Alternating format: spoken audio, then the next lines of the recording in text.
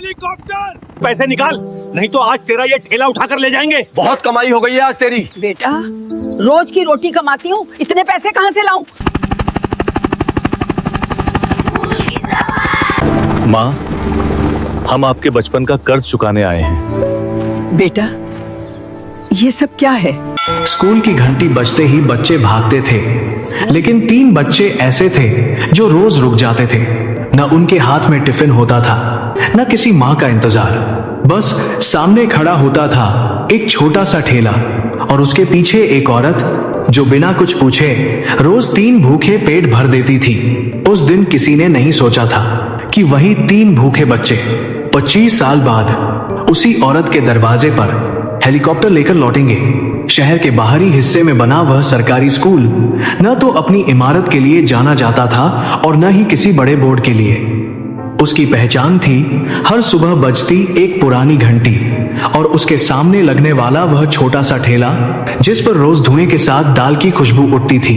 उसी ठेले के पीछे खड़ी रहती थी कमला देवी। उम्र का कोई हिसाब उसने कभी नहीं रखा। उसके लिए साल नहीं बदले थे, सिर्फ चेहरे पर झुर्रियां बढ़ी थीं और हाथों में काम की लकीरें गहरी हो गई थीं। कमला देवी की जिंदगी कभी आसान नहीं रही। बहुत साल पहले एक फैक्ट्री हादसे में उसका पति चला गया था। न कोई संतान थी, न कोई सहारा। रिश्तेदारों ने कुछ दिन संवेदना दिखाई, फिर सब अपने अपने रास्तों पर निकल गए। कमला ने तब पहली बार समझा कि इस दुनिया में सबसे मजबूत रिश्ता पेट और मेहनत का होता है। उसने रोना छोड़ दिया और काम करना सीख लिया। पहले लोगों के घर बर्तन मांजे, फिर सिलाई की और अंत में सड़क किनारे खाना बनाना शुरू किया। वही खाना जो आगे चलकर उसके जीवन की पहचान बन गया। हर सुबह वह सूरज निकलने से पहले उठती, चूल्हा जलाती, दाल चढ़ाती और रोटियों का आटा गूंथते हुए स्कूल की घंटी का इंतजार करती। स्कूल खुलने से पहले उसका ठेला गेट के सामने लग जाता। बच्चे आते, शोर मचाते, कोई हंसता, कोई रोता। कुछ बच्चों के हाथ में टिफिन होता, कुछ मां का हाथ थामे रहते।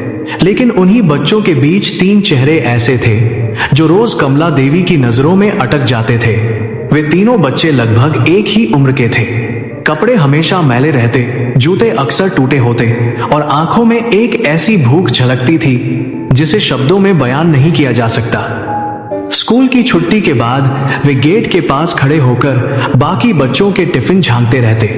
कभी कोई बचा खुचा फल मिल जाए तो वही उनका खाना बन जाता। पहले दिन कमला ने उन्हें देखा, दूसरे दिन भी देखा, तीसरे दिन उसका दिल नहीं माना। उसने ठेले से आवाज लगाई, अरे बेटा इधर आओ। तीनों सहमे सहमे पास आए। कमला ने नरम आवाज में पूछा, रोज यहीं क्यों खड़े रहते हो? सबसे बड़े बच्चे ने सिर झुकाकर कहा, अम्मा घर नहीं है, खाने को भी कुछ नहीं। यह सुनते ही कमला देवी का हाथ अपने आप दाल के भगोने की ओर बढ़ गया। उसने 3 कटोरियां निकाली और गरम दाल रोटी परोस दी। बच्चे ऐसे खाने लगे जैसे कई दिनों बाद पेट भरने का मौका मिला हो। खाते वक्त न शर्म थी, न डर, बस भूख थी। जब खाना खत्म हुआ तो सबसे छोटे बच्चे ने धीरे से पूछा, अम्मा कल भी मिलेगा? कमला देवी ने बिना एक पल सोचे कहा, हाँ बेटा कल भी मिलेगा और रोज मिलेगा। यही वह दिन था जब कमला देवी की जिंदगी में मां बनने का एक नया अर्थ जुड़ा। उसने उन बच्चों से कभी उनका असली नाम नहीं पूछा। बाद में खुद ही उन्हें नाम दे दिए रोहन, मोहन और सोहन। उसके लिए नाम से ज्यादा जरूरी यह था कि वे रोज पेट भरकर स्कूल जाएं। कई बार ऐसा होता कि कमला के पास बस उतना ही खाना होता जितना बिक सकता था। उन दिनों वह ग्राहकों को मना कर देती और बच्चों को खिला देती। लोग ताना मारते, बुढ़िया धंधा करने आई है या धर्मशाला खोल रखी है? कमला बस मुस्कुरा देती। वह जानती थी कि भूखे पेट के सामने कोई ताना बड़ा नहीं होता। समय बीतता गया, बच्चे बड़े होने लगे। स्कूल के बाद भी वे कमला के पास आते। कई बार रात हो जाती और वे वहीं ठेले के पास सो जाते। कमला उनके लिए चादर बिछा देती और खुद ठेले के नीचे बैठ जाती। बरसात के दिनों में वह उन्हें अपनी झोपड़ी में ले जाती। झोपड़ी टीन की थी, बारिश में टपकती थी, लेकिन वहां अपनापन था। कमला देवी ने कभी खुद को उनकी मां कहलाने की जिद नहीं की, लेकिन उन तीनों के लिए वह मां ही थी। उसने उनकी फीस भरी, किताबें दिलाई और खुद कई बार भूखी रहकर उन्हें पढ़ाया। जब वे पढ़ाई में अच्छा करते तो कमला का सीना गर्व से भर जाता। वही गर्व जो किसी मां को अपने बच्चों को आगे बढ़ते देखकर होता है। साल दर साल गुजरते गए। कमला की कमर झुकने लगी, हाथ कांपने लगे, ठेला अब रोज नहीं लग पाता था। लेकिन एक दिन तीनों बच्चों ने उसके पैर छुए और कहा, अम्मा, हमें बाहर पढ़ने का मौका मिला है। कमला ने ज्यादा सवाल नहीं किए, बस उनके सिर पर हाथ रखा और कहा, जहां भी रहो ईमानदार रहना और किसी भूखे को कभी खाली हाथ मत लौटाना। उस दिन के बाद स्कूल के बाहर वह ठेला तो दिखता रहा, लेकिन वे तीन चेहरे नहीं दिखे। कमला कई बार गेट की ओर देखती, फिर खुद को समझा लेती, बच्चे अपने रास्ते पर निकल गए हैं। यही तो हर मां चाहती है। कमला को नहीं पता था कि समय हर एहसान का हिसाब रखता है, और वह भी नहीं जानती थी कि 25 साल बाद उसी जिंदगी में एक ऐसा दिन आने वाला है जब उसके छोटे से घर के सामने आसमान से शोर करता हुआ एक हेलीकॉप्टर उतरेगा। समय कभी एक जैसा नहीं रहता, वह किसी के लिए धीरे चलता है, किसी के लिए बहुत तेज। कमला देवी के लिए समय एक ऐसी नदी बन चुका था जिसमें वह हर दिन चुपचाप उतरती और बिना शिकायत बहती चली जाती थी। स्कूल के बाहर लगने वाला ठेला अब पहले जैसा नहीं रहा था। कभी कभी वह लगता, कभी कभी नहीं।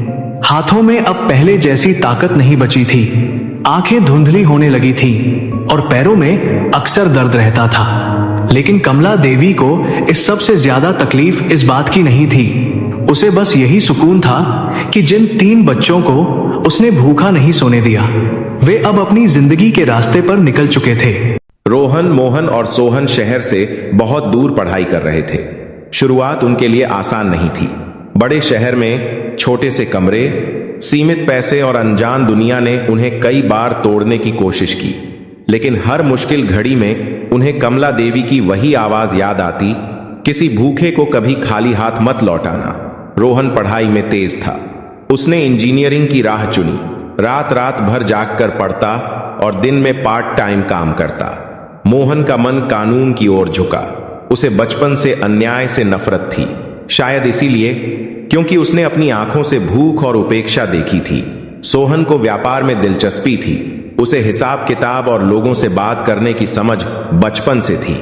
इधर कमला देवी की दुनिया धीरे धीरे छोटी होती जा रही थी। स्कूल के बच्चे बदल गए थे, नए चेहरे आए, पुराने चले गए। बहुत से लोग उसे अब पहचानते भी नहीं थे। कभी कभी वह ठेले पर बैठी बैठी सोचती, क्या रोहन ने आज खाना खाया होगा? क्या मोहन ठीक से पढ़ पा रहा होगा? क्या सोहन अपनी सेहत का ध्यान रख रहा होगा? वह कभी चिट्ठी नहीं लिखती थी। उसे लगता था एक मेहनत करेगी, बच्चे अपने रास्ते पर हैं, बेवजह उन्हें अपनी बूढ़ी हालत दिखाकर परेशान करना ठीक नहीं। एक साल बीता, फिर दूसरा। कमला की झोपड़ी और जर्जर हो गई। बरसात में छत से पानी टपकता, ठंड में रातें लंबी लगती। कई बार वह बुखार में कांपती हुई अकेली पड़ी रहती। पास में कोई पूछने वाला नहीं होता, लेकिन उसने कभी किसी से शिकायत नहीं की। वह बस सुबह उठती, भगवान को धन्यवाद देती और दिन काट लेती। दूसरी ओर तीनों बच्चों की जिंदगी में बदलाव आने लगे थे। रोहन को एक बड़ी कंपनी में नौकरी मिल गई। मोहन ने अपनी पढ़ाई पूरी कर ली और एक ईमानदार वकील के रूप में पहचान बनाने लगा। सोहन ने छोटे से काम से शुरुआत की और धीरे धीरे अपना व्यापार खड़ा किया। तीनों भाइयों की मुलाकातें कम हो गई थीं, लेकिन दिलों में एक चीज समान थी, कमला देवी।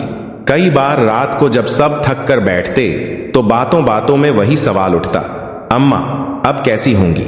लेकिन फिर कोई कह देता, काम बहुत है, अगले महीने चलेंगे। और अगला महीना यूं ही बीत जाता। समय के साथ पैसा आया, नाम आया, पहचान आई, लेकिन उनके दिल के किसी कोने में एक खालीपन भी पनपने लगा। उन्हें लगता था जैसे उन्होंने कुछ अधूरा छोड़ दिया हो। उस अधूरेपन का नाम था कमला देवी। इधर कमला देवी अब बहुत बूढ़ी हो चुकी थी। ठेला पूरी तरह बंद हो गया था। वह कभी कभी स्कूल के बाहर बैठ जाती, सिर्फ बच्चों को देखने के लिए। अब कोई उससे खाना नहीं मांगता था। अब वह खुद दूसरों की दया पर निर्भर होती जा रही थी। एक शाम जब सूरज ढल रहा था, कमला देवी अपनी झोपड़ी के बाहर बैठी थी। पास के बच्चे खेल रहे थे। एक बच्चा गिर पड़ा और रोने लगा।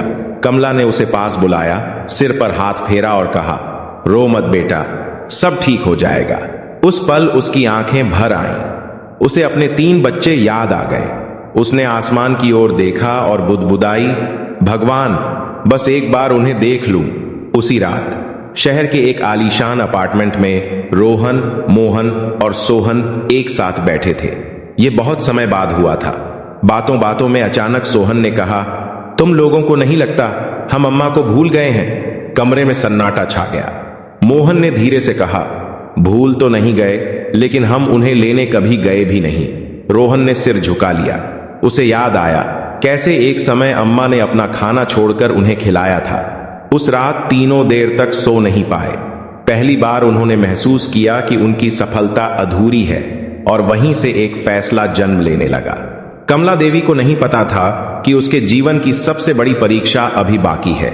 उसे यह भी नहीं पता था कि जिन बच्चों को उसने कभी स्कूल के बाहर भूख से रोते देखा था, वे अब अपनी जिंदगी का सबसे बड़ा कदम उठाने वाले हैं। और वह कदम सिर्फ जमीन पर नहीं, आसमान से उतरने वाला था। कमला देवी की जिंदगी अब बहुत सीमित हो चुकी थी। सुबह उठना, भगवान के आगे दिया जलाना और फिर झोपड़ी के बाहर बैठकर दिन ढलने का इंतजार करना। स्कूल की घंटी अब भी बजती थी, लेकिन उसके कान उतने तेज नहीं रहे थे। बच्चे आते जाते थे, लेकिन अब बहुत कम लोग जानते थे कि इस झुकी हुई बूढ़ी औरत ने कभी कितने पेट भरे थे।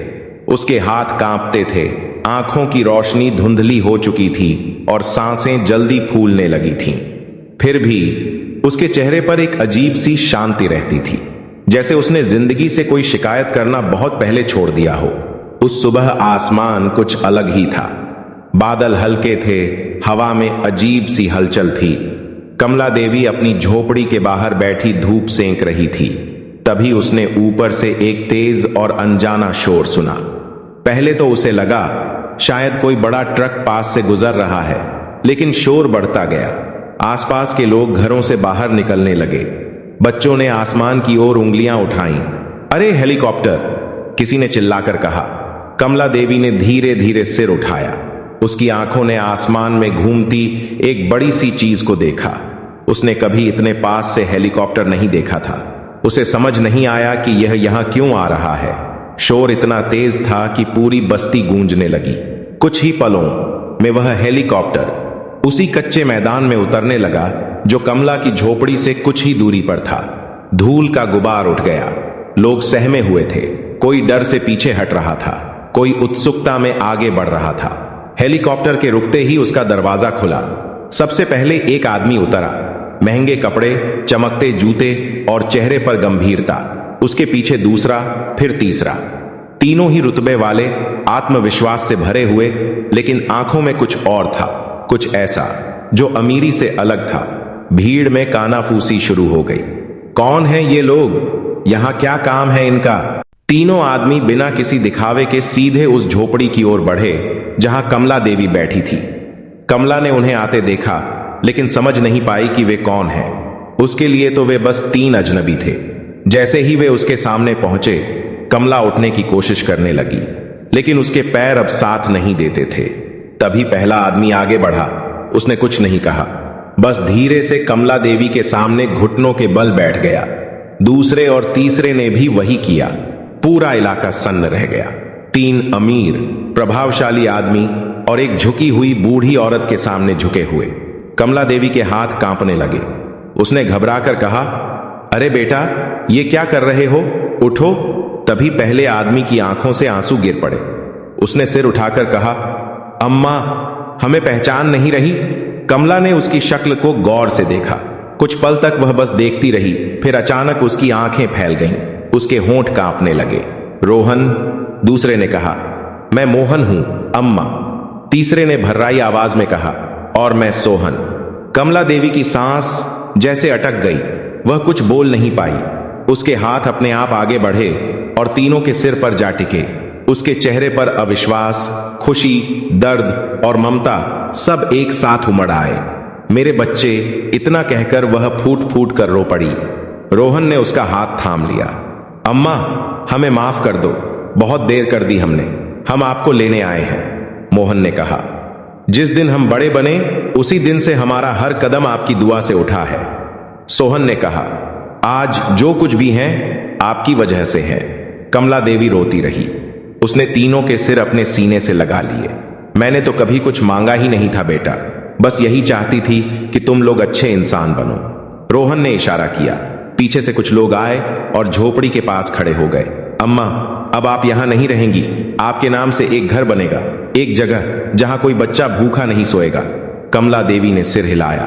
घर तो मुझे मिल गया था जिस दिन तुम तीनों ने पहली बार पेट भरकर खाना खाया था। भीड़ में खड़े लोग चुपचाप यह दृश्य देख रहे थे। कई आंखें नम थीं। किसी ने धीरे से कहा, देखो, यही असली अमीरी है। उस दिन कमला देवी को उस हेलीकॉप्टर में बैठाया गया, लेकिन उसने आखिरी बार मुड़कर स्कूल के गेट को देखा, वही जगह जहां उसने पहली बार 3 भूखे बच्चों को खाना दिया था। कुछ महीनों बाद शहर में एक नई इमारत बनी। नाम था कमला अन्नपूर्णा आश्रय। वहां रोज सैकड़ों बच्चों को खाना मिलता था, स्कूल भी था, रहने की जगह भी। और उस आश्रम की रसोई में एक कुर्सी पर बैठी रहती थी कमला देवी। अब उसके हाथ कांपते थे, लेकिन दिल भरा हुआ था।